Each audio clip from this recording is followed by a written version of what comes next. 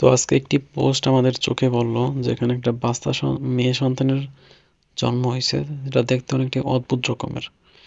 এ ঘটনাটি ঘটেছে কুড়িগ্রামের চিলমারী উপজেলায়। মানিক মিয়া নামের একটা লোক, তার মেয়ে সন্তানের জন্ম হয়েছে। এভাবে দেখতে পাচ্ছেন কতটা ভয়ঙ্কর টাইপের। আসলে এখানে বিজ্ঞান কি বলে এই বাচ্চা সম্পর্কে, আসুন আমরা সে বিষয়ে জানি। এটা হলো অনেকেই যারা ইন্টারমিডিয়েটে পড়েছো, যে প্রাণীবিজ্ঞান অধ্যায়টা 11 নম্বর অধ্যায় লিথাল জিন সম্পর্কে অনেকেই জানছো। তো এই লিথাল জিনের কারণে ইকথিওসিস নামক এক ধরনের বিরল রোগ হয়। তো এই রোগের লক্ষণই হলো এই বাচ্চার ভিতরে দেখা গেছে আর কি।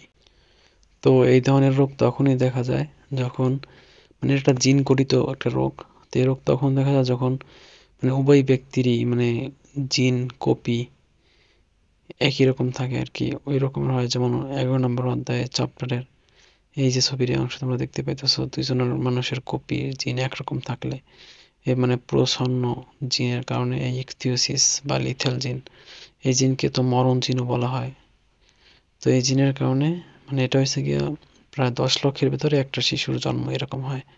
তো কুড়িগ্রামের চিলমারিতে এই বাচ্চাটার জন্ম হয়েছে আর কি।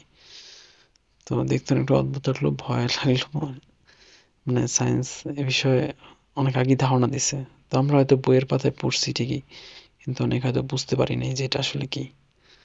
তো এটাই আর কি।